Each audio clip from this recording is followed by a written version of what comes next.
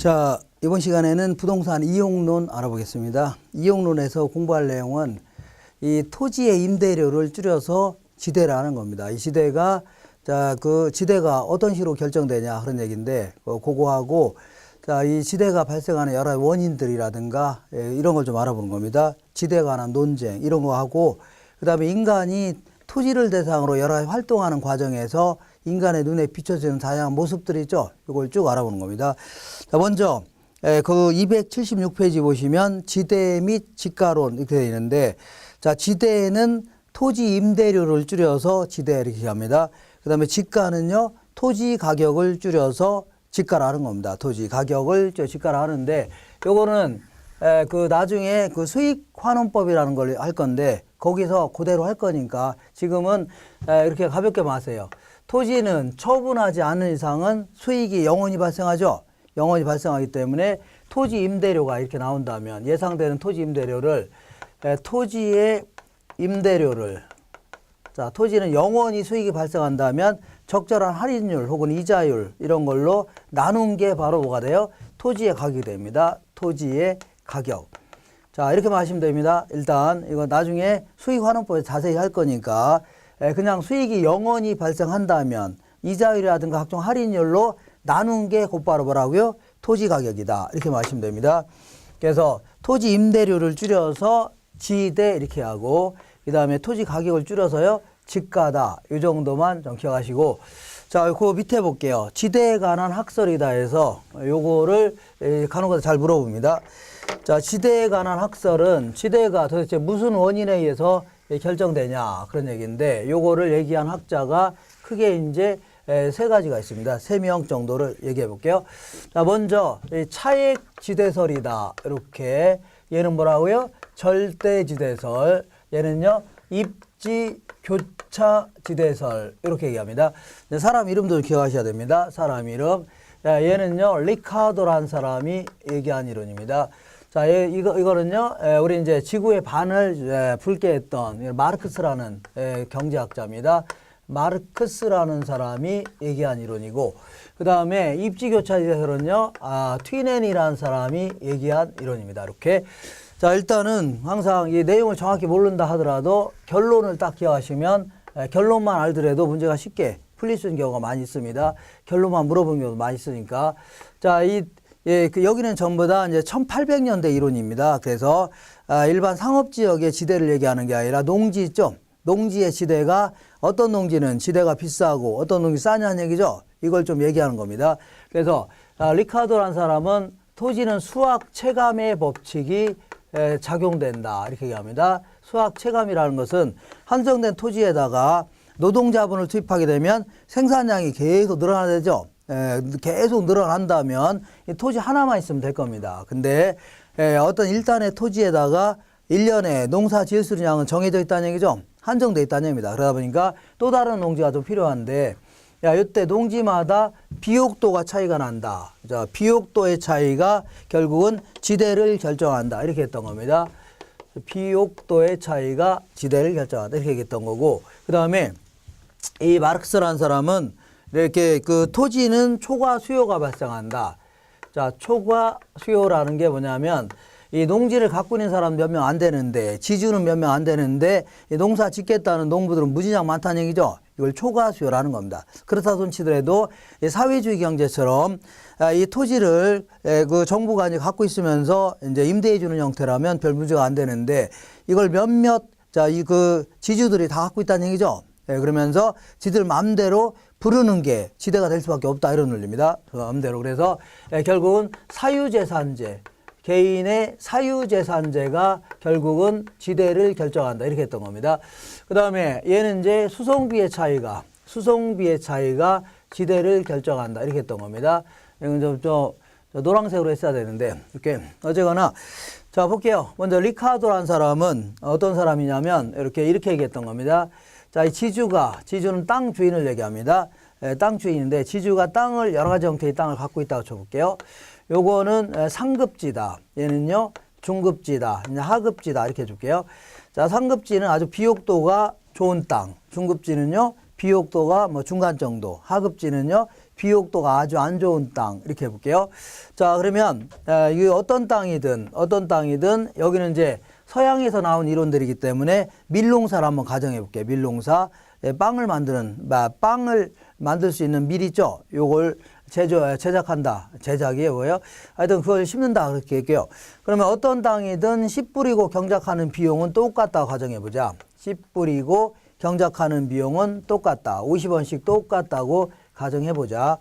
그리고 요 비용에는 경작에서는 정상적인 이윤도 다 포함시키는 겁니다. 그리고 요 비용에는 아직 전부 다 이거는 지주한테 땅을 빌려서 농사진다 과정하는 겁니다. 빌려서 이때 아직 지대는 아직 비용에 포함시키지 않은 겁니다. 지대는 아직 그러니까 지주한테 줄 돈은 아직 반영이 안 됐다는 얘기죠.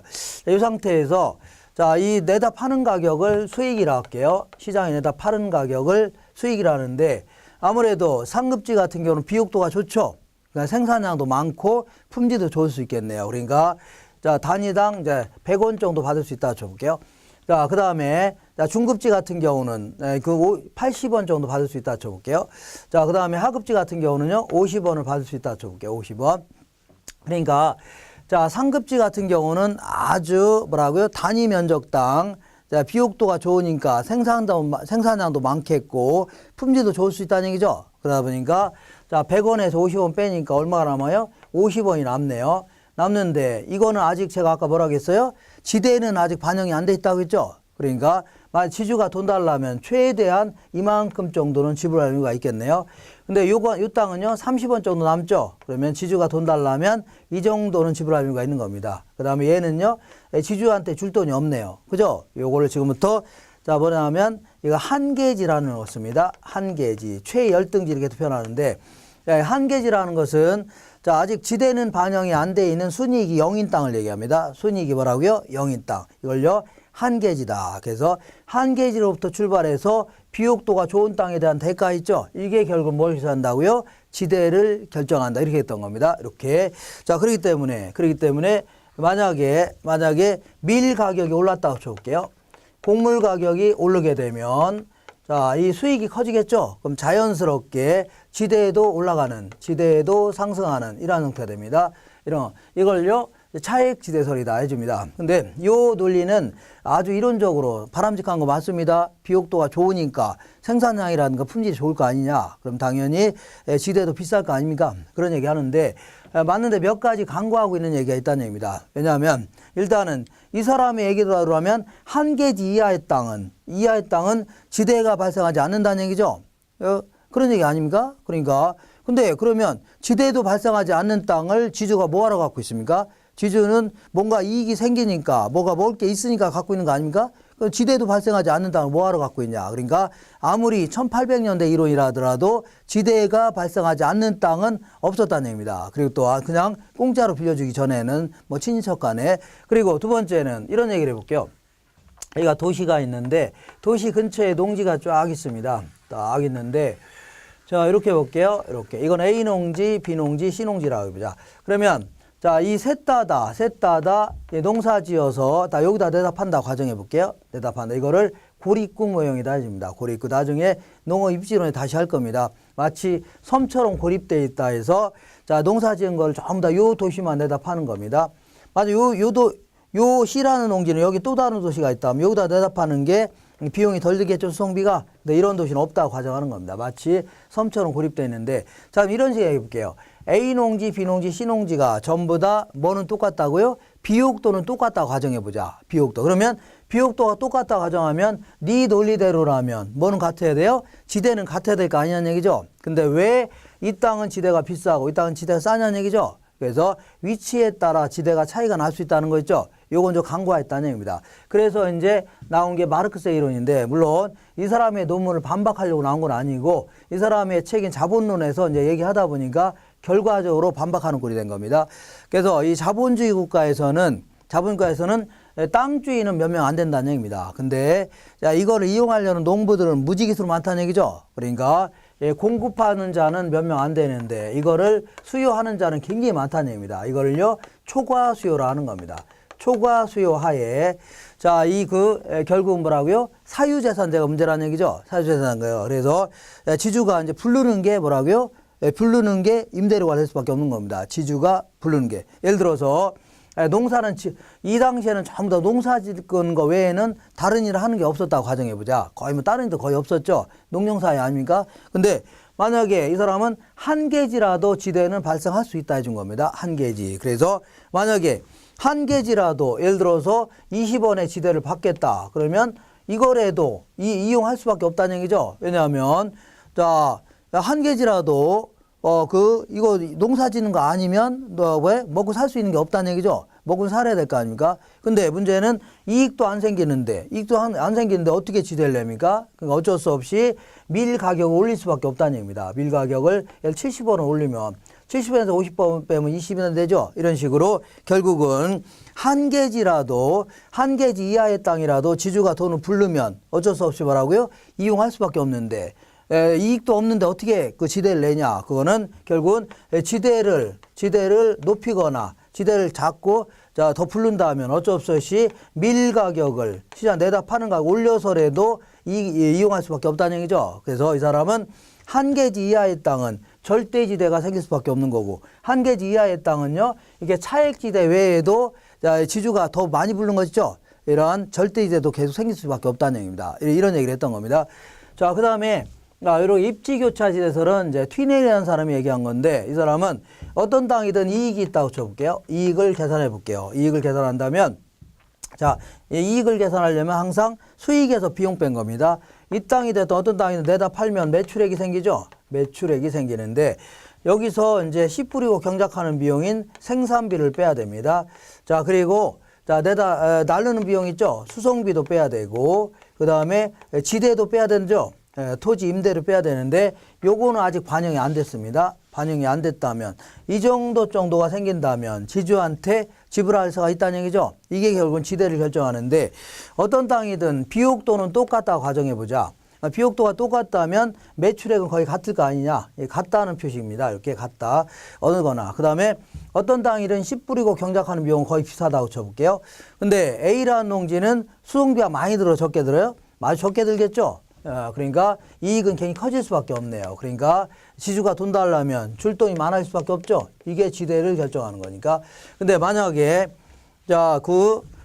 B라 C라는 농지는요. 수송비가 많이 들죠. 그러니까 이익은 자꾸 줄어드니까 줄 돈이 얼마 안 된다는 얘기죠. 결국은 이 농지와 이 농지가 지대가 차이가 난 이유는 뭐 때문이라고요? 결국은 수송비의 차이가 지대를 결정한다는 얘기입니다. 그래서 외곽으로 나갈수록 수송비가 점점 증가하니까 지대는 교차적으로 내려갈 수밖에 없다는 얘기죠. 이걸 뭐라고요? 입지교차 지대설이다. 이렇게 합니다. 요거는 농업 입지론 할 때 한 번 더 할 겁니다. 자, 이렇게 해서 지금까지 한 거를 밑줄 쳐 보겠습니다. 276페이지에 맨 아래에 네 번째 차액지대설이다. 얘는 비옥도의 차이가 뭘 결정한다고요? 지대를 결정한다 하면서 바로 밑에 보니까 수학 체감의 법칙이 적용된다. 토지는 그러다 보니까 그 지대는 어떻게 결정한다고요? 한 개지의 생산성보다 한 개지로부터 출발해서 한 개지의 생산성보다 수확이 많을 때 그 수확의 초과분이 결국은 뭐라고요? 지대로 지급된다는 얘기죠. 그 얘기하는 겁니다. 그러니까 한 개지로부터 출발해서 비옥한 토지에 대한 대가 있죠. 높은 수익에 대한 대가 아니면 높은 생산량에 대한 대가 이게 결국은 지대를 결정한다는 얘기입니다. 그래서 이 사람의 논리대로 하면 270페이지 맨 위에 보시면 니은번에 맨 끝에 게 볼게요. 첫 번째 줄 한 개지에서는 지대가 발생하지 않는다고 주장했던 겁니다. 그리고 리을번 결국 곡물 가격이 올라가면 그러니까 밀 가격이 올라가면 지대는 자연스럽게 상승하게 되는 겁니다. 그 밑에 절대지대설 알아보겠습니다. 절대지대설은 기억번에 초과 수요 하에 자본주의 국가에서는요. 초과 수요 하에 독점적인 사유재산권 이게 그 지대를 결정하는 요인이다 그런 얘기입니다. 그래서 이 사람 니은번에 네 번째 줄 맨 끝에 보니까 한 개지에서도 토지 소유자 요구로 인하여 지대가 발생할 수 있다는 얘기죠. 한 개지 혹은 한 개지 이하의 땅이라도 지주가 부르면 어쩔 수 없이 이거 농사를 지어야 될 거 아닙니까? 굶어 죽을 수는 없지 않나요? 그러니까 어쩔 수 없이 이용할 수밖에 없는 겁니다. 그래서 그래서 한 개지에서도 토지 소유자 요구로 인하여 지대가 발생할 수 있다는 얘기입니다. 그리고 이 사람의 논리는 디귿번 볼게요. 한 개지 안쪽에서는 이 리카도가 얘기하는 차익지대 외에도 절대지대가 발생할 수 있고 한계지 밖의 땅은요. 밖의 땅은 절대지대가 발생할 수 있다입니다. 이렇게 자 읽어볼게요. 한계지 안쪽에서는 차익지대와 절대지대가 존재하고 한계지 및 한계지 밖에서는 절대지대만 존재한다고 하였다. 그래서 리을번 볼게요. 지대가 상승하게 되면 그러니까 이 땅 주인이 막 지대를 막 올리겠다는 얘기죠. 그럼 어쩔 수 없이 밀 가격을 올릴 수밖에 없다는 얘기입니다. 그래서 그 곡물 가격을 상승시킨다고 보았던 겁니다. 그 다음에 그 입지교차 지대설은 뭐 이거를 위치지대설 이렇게 표현하는데 결국은 기억번의 첫 번째 줄 맨 끝에 보니까 수송비의 절약액이 지대가 된다 이렇게 했던 겁니다. 요거는 나중에 어디서요? 농업 입지론에 좀 자세히 할 겁니다. 다시 한번 할 거니까 그때 하기로 하고 자 이번에는 그 밑에 지대에 관한 논쟁이라고 해서 지대를 보는 논쟁에 대해서 좀 알아볼게요. 자 이거는 이제 고전학파라고 합니다. 고전학파. 얘는 뭐라 할까요? 신고전학파. 자, 이거는 이제 옛날 그 경제학자들은 이렇게 구분합니다. 근데 요즘에는 이거 다 이제 구분하지 않고 그냥 넓은 의미의 고전학파, 그 다음에 뭐 통화론자, 그 다음에 뭐 새 고전학파 이렇게 얘기하는데 이거는 옛날에 이제 학자들이 이렇게 구분한 겁니다. 다만 굳이 이 자본주의 경제학자들을 여기 옛날 고전학자를 조금 세분화한다면 주로 이제 그 16세기 말에서 17세기 뭐 초까지 주로 이제 그 17세기 말 이렇게 해주는 게 낫겠네요. 17세기 말에서 18세기 초에 주로 이제 활용하던 그 오리지널 자본주의 경제학자들 대표적으로 아담 스미스라든가 아까 얘기한 리카도 이런 사람들입니다. 그리고 이제 멜더스 이런 사람들을 그 오리지널 고전학파 경제학자 이렇게 얘기합니다. 그리고 18세기 말에서 19세기 초에 주로 이제 활약하던 이러한 사람들을 자 신고전학파 해주는데 그 이제 대표적인 자가 캠브리지 대학교 교수인 그 알프레드 마샬이라는 사람입니다. 그리고 마샬 그리고 또한 그 피구라는 사람 이런 사람이 대표적인데 이런 사람들은 자, 이 산업혁명 이후에는 그 산업 구조가 좀 바뀌었죠. 그러니까 대량 생산 체계로 넘어가고 이런 바람에 자 고전학파의 논리를 그대로 새로운 세상에 접목했을 뿐입니다. 그러니까 결국은 똑같은 논리입니다. 이 사람의 논리는 정부는 절대 시장에 개입하면 안 된다. 가만 놔두더라도 보이지 않는 손에 의해서 물건이 남아돌거나 모자랄 경우는 자연스럽게 가격과 수량이 조정되면서 균형에 이르면서 항상 사고자 하는 양과 팔고자 하는 양이 다 일치한다는 얘기죠. 그러면서 아주 자원은 효율적으로 배분된다. 그러니까 정부는 치안이나 유지하고 도둑놈이나 잡으러 다니고 이러면 된다는 얘기죠. 이런 논리가 똑같은 논리입니다. 다만 이게 구분하는 것은 옛날에 이제 구분한 겁니다. 어쨌거나 이 고전학파는 이제 옛날에 이제 고전학파는 이제 밀농사 지어서 내다 팔면 수익이 생기죠. 이거를 이 사람들은 이제 노동, 자, 이 수익 창출에 자, 누가 투입했어요? 노동자도 투입했고, 그 다음에 자본도 투입해야 되겠네요. 그 다음에 토지, 이렇게 생산 요소를 이렇게 세 가지 형태로 구분하면서, 자, 이 사람들은 이거 결국 이런 것 때문에 수익이 발생하니까 뭐 함수 관계가 있다 해주면 되겠네요. 멋지게. 이 사람들은 토지의 자연적인 특성을 매우 강조했습니다.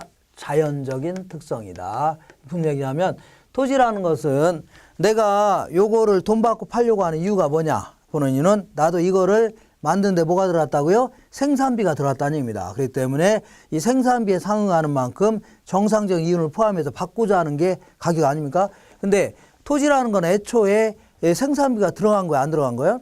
들어간 게 아니라는 얘기입니다. 그냥 신이 있다면 신이 공짜로 준 거 아닙니까? 다만 이거를 언젠가부터 누가 소유하는 바람에 가격이나 임대료가 생긴 거죠. 그러니까 애초에 토지라는 것은 생산비 자체가 들어간 게 아니다. 그렇기 때문에 토지한테 배분받을 게 없다는 얘기입니다. 아시죠? 그리고 또한 토지는 신이 어떤 땅을 주면서 이 정도의 비옥도에 상응하는 땅을 준 거죠. 그렇기 때문에 누가 생산하더라도 생산량을 높이냐 낮추냐에 기여를 못한다는 얘기입니다. 똑같은 양을 생산할 수밖에 없다는 얘기죠.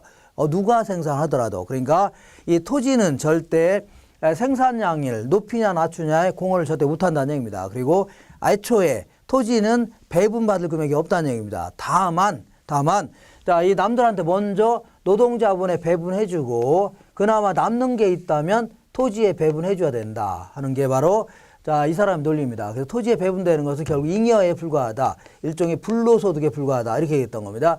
자, 거기에 비해서 신고전학파는 예, 자, 수익이 생긴다. 그 수익이 생기면 노동과 이 사람들은 자본 이렇게만 구분했습니다. 그 어차피 돈이 있으면 다 그 토지도 구입할 수 있는 거 아닙니까? 토지도 여기다 포함시킨 겁니다. 이렇게 포함하면서 이 토지의 인문적인 특성을 매우 강조했습니다. 인문적. 무슨 얘기냐면 이 토지가 그 생산비가 안 들어갔다 이렇게 하는데 사실은 들어갈 수도 있다. 예를 들어서 그 바다라든가 아니면 강 같은 거 메꾸게 되면 생산비가 들어가는 거 아니냐. 그리고 또한 농지 같은 거 개량하려면 생산비가 들어간다. 그리고 이거를 누가 생산해도 생산량이 똑같은데 그건 아니란 얘기입니다. 어떤 사람이 이걸 생산하냐, 누가 이제 제대로 이용하느냐, 아니면 잘못된 이용을 하느냐에 따라서 매출액에, 다시 말하면 생산량에 아주 그 크게 영향을 미칠 수 있다는 얘기입니다. 그러니까 당연히 토지도 이 매출액을 늘리냐 낮추느냐에 지대한 공헌을 했다. 그러니까 당연히 남들과 더불어서 자, 이 공정하게 배분 받아야 된다. 그런 논리입니다. 그래서 결국은 토지에서 발생하는 것도 다 수익을 다 배당 받을 수 있는 권리가 있다는 얘기입니다. 그래서 토지도 하나의 생산 요소이다. 생산물을 생산하는데 크게 영향을 미쳤던 생산 요소다. 이걸 강조했던 겁니다. 이렇게 한번 읽어보겠습니다. 277페이지 맨 아래쪽에 보시면 자, 지대에 관한 논쟁이다 해서 고전학파의 입장은 잉여로서의 지대다 해서 한 장 넘겨볼게요. 넘겨보시면 자, 거기에 B번에 볼게요. 생산 요소를 노동, 자본, 토지의 3분법에 의하여 구분하면서 중요한 거는 B번의 세 번째 줄 볼게요. 잉여의 성격을 지닌다. 뭐라고요? 잉여. 그렇기 때문에 C번의 두 번째 줄 맨 끝에 보니까 불로소득으로 간주했던 겁니다. 불로소득. 거기에 비해서 신고전학파 입장에서는 A번의 중간에 생산 요소에 대한 대가다. 그러니까 당연히 자, 적정하게 배분 받아야 된다. 그런 논리입니다. 자, 그 다음에 그 밑에 현대적 지대 논쟁이다. 그래서 이거는 이제 근대적 지대 논쟁이라면 현대적 지대 논쟁이다. 이런 얘기를 해볼게요. 이렇게. 이거 지우겠습니다. 자, 현대적 지대 논쟁은 이렇게 이게 약간 이제 경제 철학 같은 게 들어가는 바람에 약간 어렵게 느낄 수 있는데 근데 자꾸 이제 읽다 보면 이해가 안 간다. 그러면 결론이라도 잘 기억하시면 됩니다. 그래서 결론만 잘 기억하셔도 충분히 맞출 수 있는 문제가 거의 대부분입니다.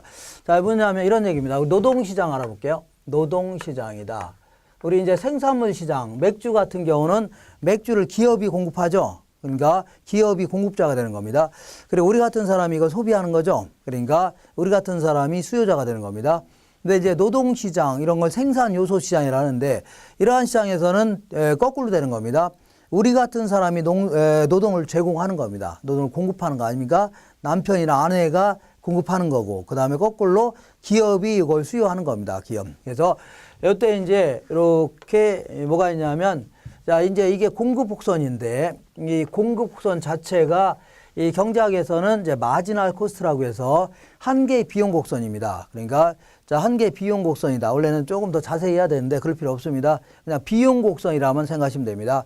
그러니까 이게 무슨 얘기냐면 이만큼 노동력을 제공할 때 자, 자기도 뭐가 들어갔다고요? 비용이 들어갔다는 얘기죠. 생산비가 들어갔으니까 단위당 이만큼 받겠다는 얘기입니다. 그다음에 이만큼 노동 제공할 때 자, 이만큼 정도 받겠다는 얘기죠. 단위다. 그래서 이걸 생산비 곡선이다. 집니다. 예를 들어서 어떤 삼류 가수가 있는데 여자분이 지방에 다니면서 나이트클럽이라든가 이런 데 노래하고 다닌다 쳐볼게요. 그러면 노래를 할 때마다 뭐가 들어가요? 비용이 들어간다는 얘기죠. 그러니까 무슨 비용이 들어가냐면 일단은 옷도 사입어야 되고 왔다 갔다 차비도 들어가고 밥도 사 먹어야 되고 그리고 또한 여관에서 잠도 자야 되고 그 다음에 자, 아프고 그러면 약도 사 먹어야 되고 이런 식으로 비용이 들어간다는 얘기죠. 그러니까 이만큼 노동력을 제공할 때 이만큼 비용이 들어간다는 얘기입니다. 이만큼 제공할 때 이만큼 비용이 들어간다 이렇게 하시면 됩니다. 자, 그러면 이거를 나이트클럽 사장이 이제 수요할 거 아닙니까? 그러면 수요와 공급이 만나는 점에서 적정한 임금하고 적정한 노동량이 결정될 겁니다.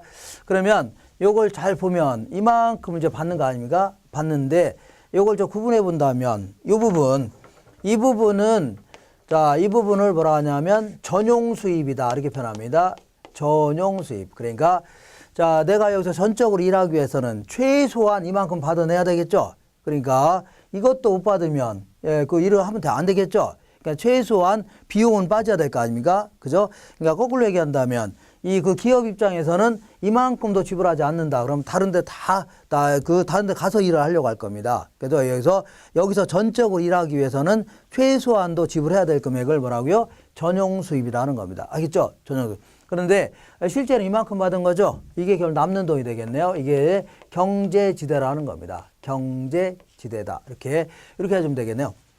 그러니까 자 500만 어떤 아주머니가 이제 노래하고 다니면서 500만 원 벌었는데 나중에 정산하고 보니까 한 300만 원 정도는 그동안 들어간 비용으로 까졌다는 얘기죠. 그럼 실제 남는 게 얼마라고요? 200만 원 남은 거 아닙니까? 그래서 요걸 가지고 애들 학비도 좀 써야 되고 그다음에 놀러도 다니고 이렇게 해야 될 거 아닙니까? 자, 그러면 이번엔 토지 시장을 생각해 볼게요. 토지 시장. 예, 토지 시장은 자, 여기 토지는 이제 누가 이제 토지를 임대하는 시장을 볼게요. 임대하는 시장인데 토지를 누가 이제 공급합니까? 지주가 공급하는 거죠. 지주가 빌려주는 거 아닙니까? 근데 문제는 토지라는 것은 그 임대료가 올라간다 하더라도 새롭게 늘려서 공급할 수는 없는 거죠. 그러니까 그 지역의 토지 양은 딱 정해져 있는 겁니다. 그러니까 임대료도 이만했을 때도 공급할 수냐 이만큼이고 올라가도 이만큼이라는 얘기죠. 그러니까 이러한 형태를 그려집니다. 그러니까 수직의 형태로 그려지는 겁니다. 임대료가 올라가도 공급할 수냐는 딱 정해져 있는 거죠. 이렇게 그 지역에서 토지를 자, 맥주 같은 거는 막 새롭게 만들어서 공부할 수 있는데 토지를 새롭게 만들어서 공부할 수는 없는 거 아닙니까? 그러니까 항상 고정되어 있다는 얘기입니다. 그러면 이 토지를 수요하고자 하는 농부들 입장에서는 이렇게 수요할 겁니다. 그러면 이게 결국은 임대료가 결정될 수 있는데 이 임대료는 자, 얘는 결국은 공급선 아래의 면적이 전용 수입이죠. 그만큼 비용이 들어갔다는 얘기입니다. 근데 얘는 수직이라는 얘기는 생산비 자체가 안 들어가는 겁니다. 생산비 자체가. 그러니까 공급선 아래의 면적 자체가 없는 거죠. 그러니까 그 비용 자체가 안 들어간 거 아닙니까? 만드는 데 들어간 비용이 없다. 비용 자체가 없는 겁니다. 그러다 보니까 자, 이 토지로부터 발생하는 모든 수입은 다 뭐라고요? 경제지대다. 이렇게 얘기합니다. 토지로 발생하는 모든 수입은 뭐라고요? 경제지대다. 그러니까 전용 수입은 하나도 없다는 얘기입니다. 다 뭐라고요? 실제 남는 돈이라는 얘기입니다. 실제 남는 돈. 그래서 만약에 이게 공급선이 이렇게 우리 이제 기억나시나 모르겠는데 자, 이런 식으로 그린 걸 뭐라고요? 이런 거를 탄력적이다. 이렇게 이제 급하게 그린 걸요. 비탄력적이라는 겁니다. 탄력적이라는 얘기는 시장 전체를 감안한다면 예를 들어서 임금이 이만할 때 이만큼 공급하겠다는 얘기입니다. 그러면 임금이 올라가면 공급량 팍 늘릴 수 있다는 얘기죠. 그러니까 누구라도 쉽게 늘릴 수 있다 그런 얘기고 이런 경우는 임금이 이만할 때 이만큼을 공급하고자 하는데 임금이 올라갔을 때 공급할 수 있는 양이 거의 없다는 얘기죠. 그러니까 전문직 같은 거 이런 거는 임금이 올라가더라도 많이 공급할 수 있는 양은 예를 변호사 같은 경우는 변호사는 딱 정해져 있죠. 그러니까 크게 못 늘어난다는 얘기입니다. 이렇게 그럼 이것도 똑같은 논리로 만약에 자꾸 공급선이 어떻게 될수록요? 이렇게 탄력적이 될수록 비탄력적이 될수록 이게 탄력적이죠? 그럼 이렇게 되는 걸 뭐라고요? 아유, 잘못 그렸네요. 이렇게 되는 걸 뭐라고요? 비탄력적이 될수록 전용 수입은 점점 줄어들고 뭐가 된다고요? 경제지대가 커지는 겁니다. 비탄력적이 된다는 얘기는 임금이 올라가더라도 공급할 수 있는 양이 딱 크게 안 늘어난다는 얘기입니다. 변호사라든가 아니면 전문 직종 같은 경우는 크게 늘 수 없는 거죠. 그렇게 생각하시면 됩니다. 자, 그래서 근데 요런 시장을 볼게요. 어떤 시장이냐면 이거는 인간이 만든 생산 그 설비 시장을 볼게요. 인간이 만드는 생산 설비. 그래. 자, 이런 걸 생각해. 예를 들어 포크레인을 빌려주는 시장 볼게요. 포크레인 빌려주는 시장에서는 자, 포크레인의 임대료가 올라갔다고 해서 갑자기 나도 골프장 하다가 건물만 골프장 하다가 갑자기 임대사업 하겠다. 포크레인 임대사업 하겠다. 이렇게 할 수는 없는 거죠. 왜냐하면 골프장도 처분해야 되고 새롭게 또 허가를 맡아서 포크레인도 사야 되고 요것도 설비도 어떤 이제 판매할 수 있는 아니면 임대할 수 있는 설비도 갖추고 해야 되겠죠.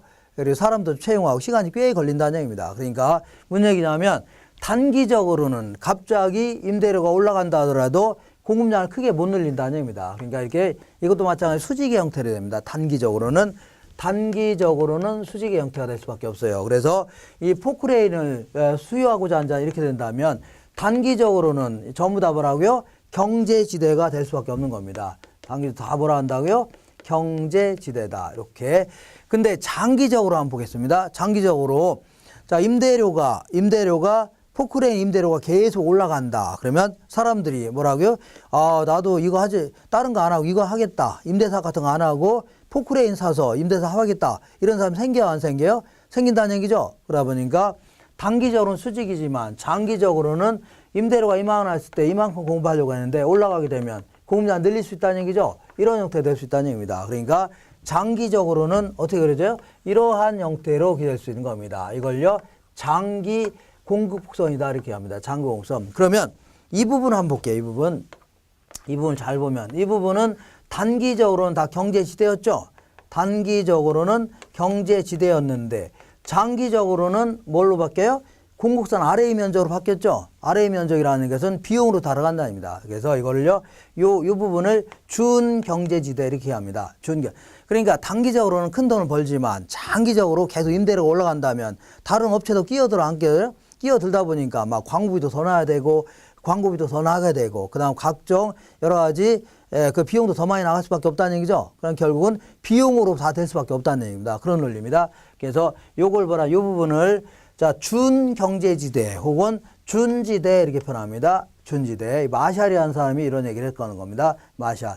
인간이 만든 생산 설비에 대한 것들은 준지대적인 성격이 있다. 단기적으로는 경제지대지만 장기적으로 뭘 바뀌어 나간다고요? 전용 수입으로 바뀌어 나간다는 얘기입니다. 지금까지 한 거를 밑줄 쳐보겠습니다.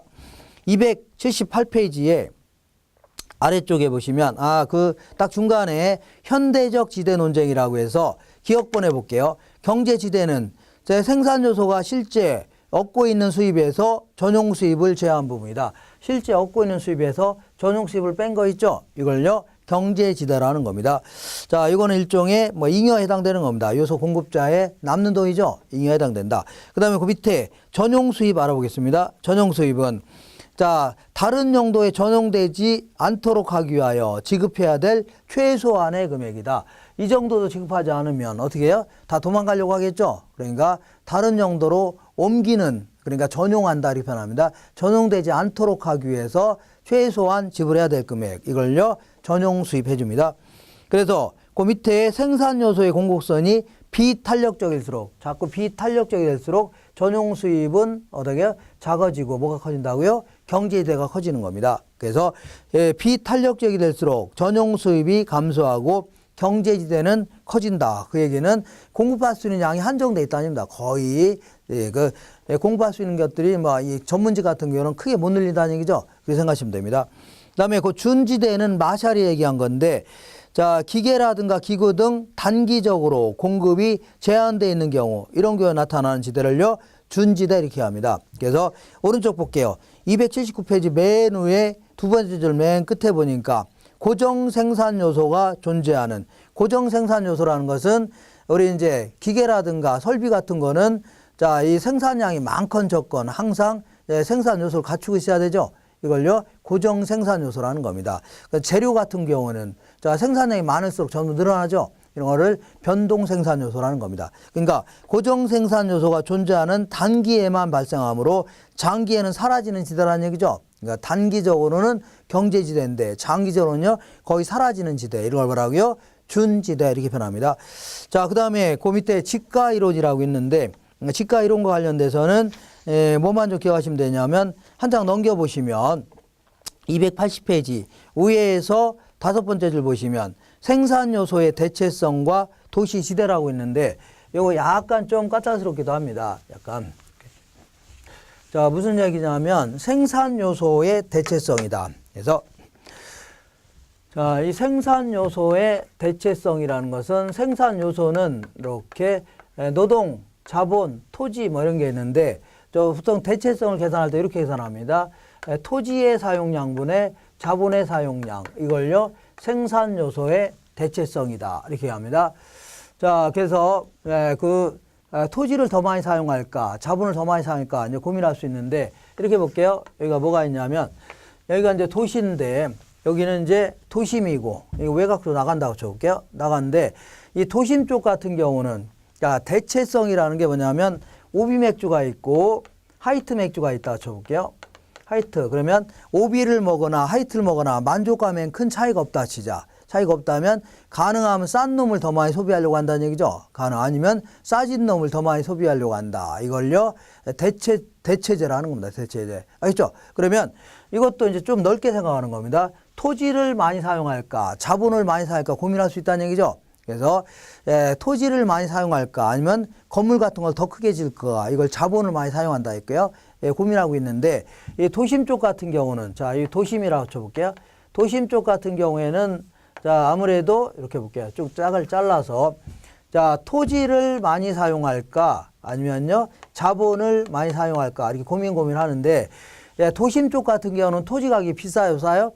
무인장 비싸죠? 비싸니까 토지만 다 구입하면 안 되겠죠?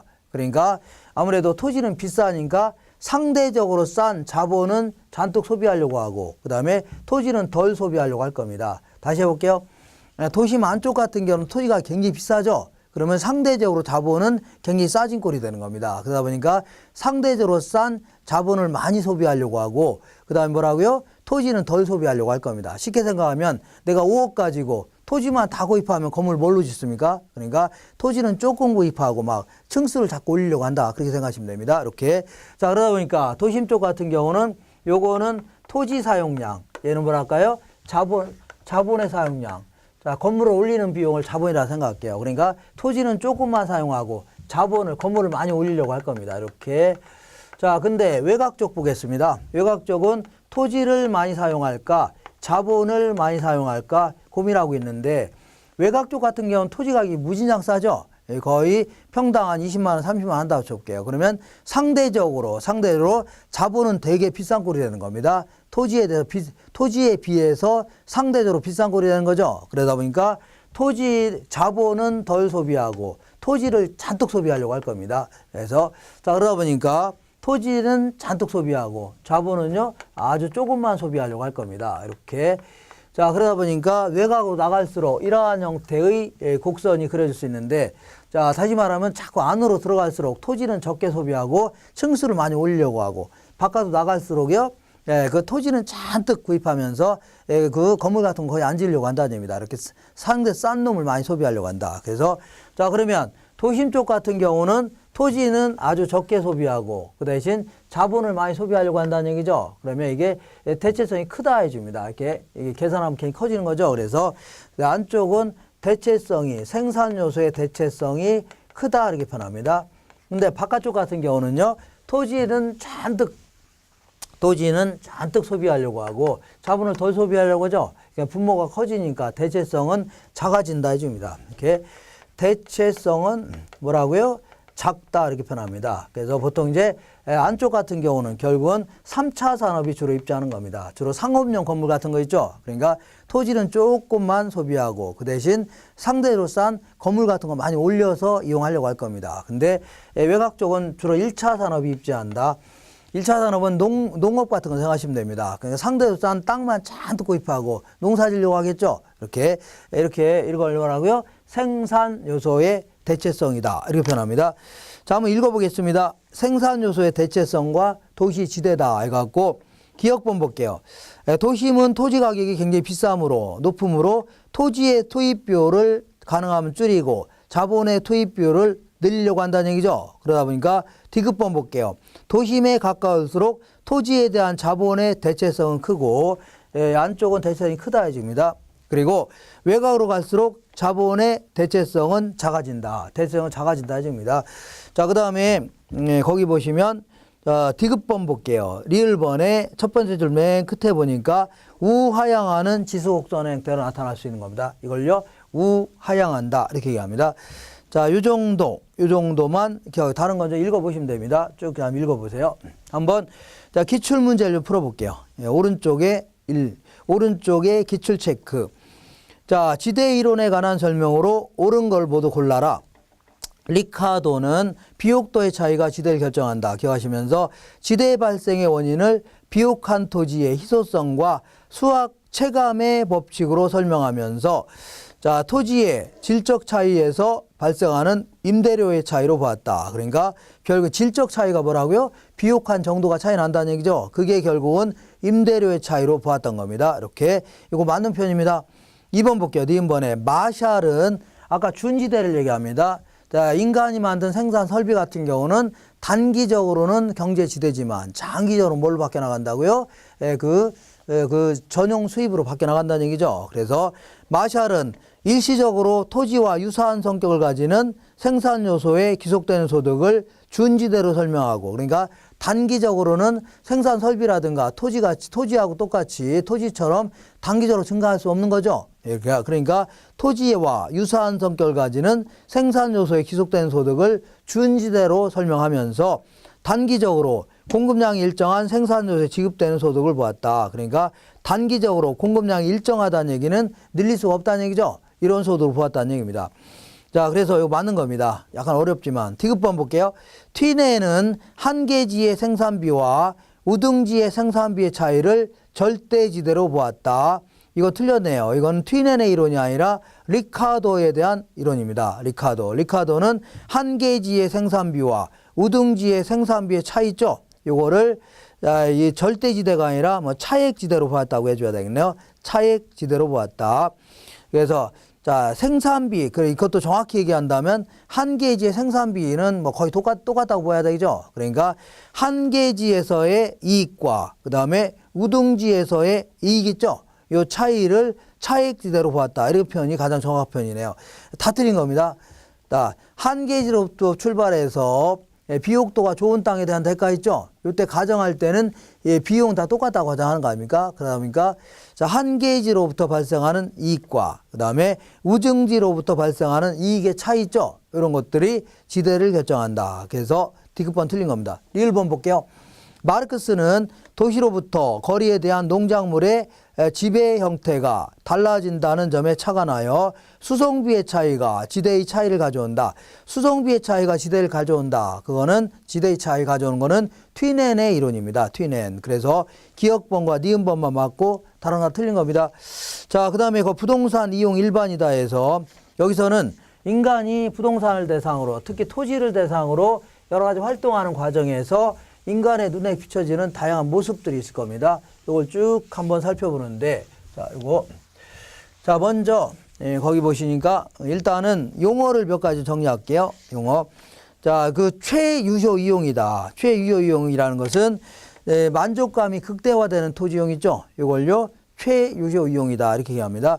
그럼 이걸 뭐 정확히 그 표현하자면, 최유효 이용은 첫 번째 줄 맨 끝에 보니까 의에 객관적으로 보아 양식과 통상의 이용 능력을 보유한 사람, 그러니까 우리 같은 보통 사람이 판단할 때 합리적이고 합법적인 최고 최선의 이용 있죠? 이걸요, 최유효 이용이다. 그래서 말이 좀 어려우니까, 그러니까 이 토지를 어떻게 이용하는 게 가장 최고 최선의 이용이냐 좀 알아보겠습니다. 자, 무턱대고 층수를 높인다고 해서 최유효 이용이 아니라는 얘기죠. 만족감이 극대화된 토지 이용. 그래서 여기다가 한 30층짜리 건물을 딱 지어서 이용하려고 했더니 이것도 마찬가지로 복합적으로 접근하는 겁니다. 자, 그 복합적으로 접근할 때는 항상 법경기 좀 기억나셔야 됩니다. 법률적 측면에서도 한번 최유효 이용 여부를 따져봐야 되고, 그 다음 기술적 측면, 경제적 측면을 다 따져봐야 되는 겁니다. 그러니까 먼저 법률적 측면에서 한 30층 정도로 이용하려고 했더니, 자, 25층 이상 올라가는 거는 불법이라는 얘기죠. 그러니까 용적률, 건폐율 이런 거 위배된다는 얘기입니다. 그러니까 불법적으로 이용하면 대화인데요, 안 된다는 얘기입니다. 첫 번째는 합법적으로 이용해야 됩니다. 합법적인 이용해야 된다. 자, 두 번째는 그럼 좋다. 25층 정도를 이용하는 게 최유효 이용이냐? 그건 아니겠죠. 25. 자, 왜냐하면 자, 20층 정도 이상 올라가게 되면 20층 이상 올라가게 되면 건물 자체가 무너질 가능성이 있다. 예를 들어서 자, 뭐랄까요? 뭐 무슨 언덕배기 같은 데 이런 데 지었다가는 무너질 수 있는 거죠. 아니면은 주변에 있는 뭐 기반시설 같은 거 감안했을 때 상수도 하수도 이런 게 잘 갖춰져야 되는데 물이 안 내려갈 수 있죠. 그러면 안 되겠네요. 그러니까 20층 이상 올라가는 것은 아무래도 자, 물리적으로 물이라는 얘기죠. 그래서 이거를 두 번째는 기술적 측면에서 물리적으로 채택이 가능해야 됩니다. 물리적으로 채택이 가능해야 된다. 이렇게. 자, 세 번째는 좋다. 20층 정도로 이용하는 게 제대로 된 이용인가 했더니, 자, 15층 정도까지가 지었을 때는, 그때까지는 이건 이따가 다시 하겠지만, 이따 다시 할 겁니다. 한층 더 올렸을 때 들어온 수입이 한층 더 올렸을 때 들어간 비용보다 크다는 얘기죠. 근데 이거 이상 올라가게 되면 한층 분양이 좀 안 될 가능성이 있다는 얘기죠. 임대도 안 돼. 그러면 한층 더 올렸을 때 들어오는 수익보다 한층 더 올렸을 때 들어간 비용이 크다는 얘기죠. 그럼 들어온 돈을 까먹을 수 있는 겁니다. 이건 좀 이따 다시 할게요. 그러니까 이거 이상 올라가게 되면 들어온 돈을 까먹을 수 있다는 얘기입니다. 그러니까 15층 이상 올라가면 돼요, 안 돼요? 안 된다. 그래서 세 번째는 경제적 측면에서 최대 수익, 최고 수익을 실현할 수가 있어야 됩니다. 최고 수익을 실현할 수가 있어야 된다. 이 세 가지, 이렇게 세 가지 조건을 갖춘 상태에서의 토지 이용, 이걸 뭐라고요? 최유효 이용이다. 이렇게 표현합니다. 어떤 토지의 가장 바람직한 토지 이용이라는 얘기입니다. 근데 이런 토지 이용이 내가 죽고들랑 수익이 발생한다. 뭐 이러면 아주 수익이 아주 미래에 발생한다는 얘기죠. 이런 합리적이라 할 수 없는 겁니다. 또한 무슨 이거를 투기적 목적으로 이용한다. 이것도 합리적이 아니죠. 그러니까 일단 합리적인 이용해야 됩니다. 합리적인 이용해야 된다. 이렇게 한 네 가지 조건을 갖췄을 때가 만족감이 극대화되는 토지 이용입니다. 그리고 이런 식으로 이용할 때가 나중에 감정평가할 때 가치가 가장 높은 겁니다. 이렇게 이용하지 않으면 가치가 떨어질 수밖에 없네요. 자, 이번에는 그 밑에 이렇게 해서 자, 밑줄 쳐볼게요. 최유효 이용의 판단 기준은 합리적, 합법적, 물리적인 채택 가능성이 있고 최대 수익을 실현할 수 있어야 됩니다. 혹은 최고 수익을 실현할 수 있어야 돼요. 그 다음에 자, 토지용의 집약도라는 게 있는데 집약도라는 것은 단위 면적당 투입되는 노동과 자본의 양, 이걸 뭐라고요? 토지용의 집약도라는 겁니다. 그 문제냐면 이런 얘기입니다. 자, 여기가 뭐가 있냐면 여기는 이제 그 농촌이 있습니다. 농촌에 1제곱킬로미터가 있고 여기는요 도시가 있다고 했죠. 도시에 1제곱킬로미터가 있다. 단위 면적이 있는데 아무래도 도시 같은 경우에는 자 1제곱킬로미터당 막 그 건물이 빼곡히 들어서 있죠. 그래서 이거를 단위 면적당 투입되는 노동 자본의 양이 많겠네요. 이렇게. 근데 농촌 같은 경우는 씨 뿌리고 경작하는 비용이 다죠. 그러니까 단위 면적당 투입되는 노동과 자본의 양이 작을 수밖에 없죠. 그래서 자 지금부터 용어를 정의하는데 이렇게 집약도가 낮은 토지용 이걸요 조방적 토지용이다 이렇게 얘기합니다. 그 다음에 집약도가 높은 토지용을요 집약적 토지용이다 이렇게 얘기합니다. 집약적 토지용이다 이렇게 얘기하고 근데 요거보다 조금 더 약간 좀 어려운 얘기인데 어려운 얘기는 아닌데 자 아까 이제 그 법률적, 기술적 측면에서 20층 이상까지는 올릴 수 있다고 쳐볼게요. 올릴 수 있다. 그러면 20층 정도 딱 지었을 때가 가장 만족감이 극대화되냐. 그건 아니라는 얘기죠.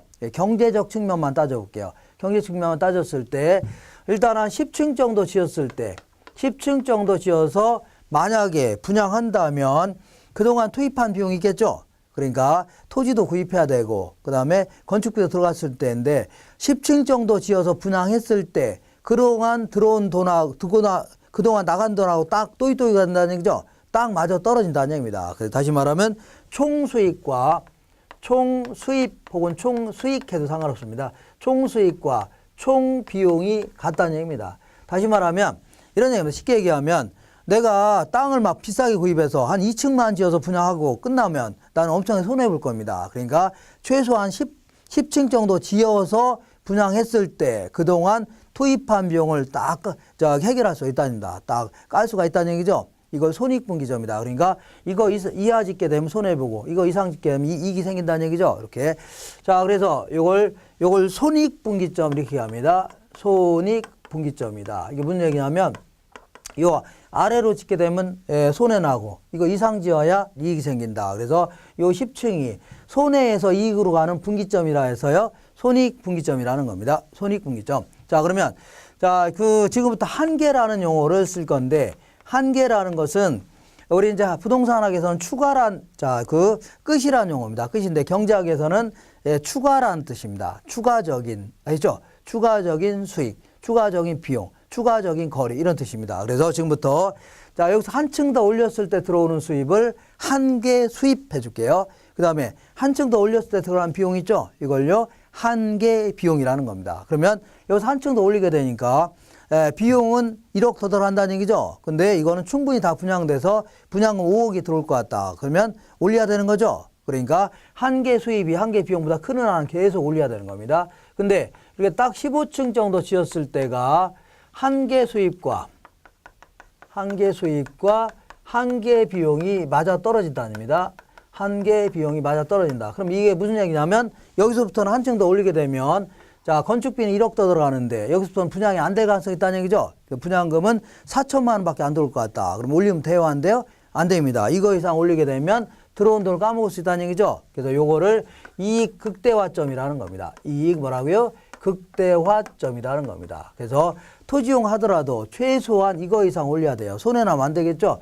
최대한 여기까지만 올려야 되는 겁니다. 그래서 이걸 토지용의 하한선, 예를요 상한선 해주고 요때 요거를 뭐라 하면 조방 한계다 이렇게 표현합니다. 조방 한계. 아무리 노동자금을 덜 투입해야 돼도 이거 이상 투입해야 된다는 얘기입니다. 그리고 얘를요 집약 한계다 이렇게 합니다. 아무리 노동자금을 많이 투입하더라도 이거 이상 투입하면 돼야 안 돼요? 안 되는 겁니다. 자, 지금까지 한 거를 밑줄 쳐볼게요.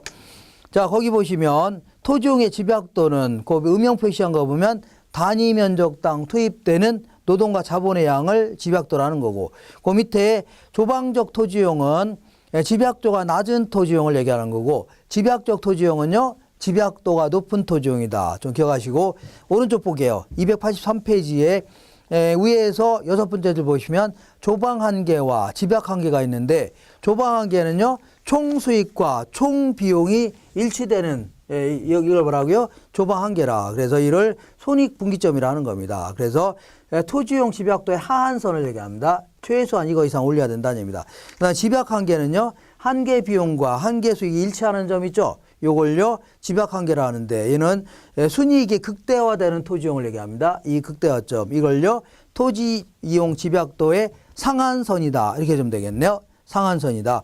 그리고 그 밑에 생산조직 대체성은 아까 했었죠. 그거 여기서 또 나온 겁니다. 자, 이렇게 하고 다음 시간에 입지 잉여와 입지 조건은 다음 시간부터 하겠습니다. 오늘 고생하셨습니다. 이상입니다.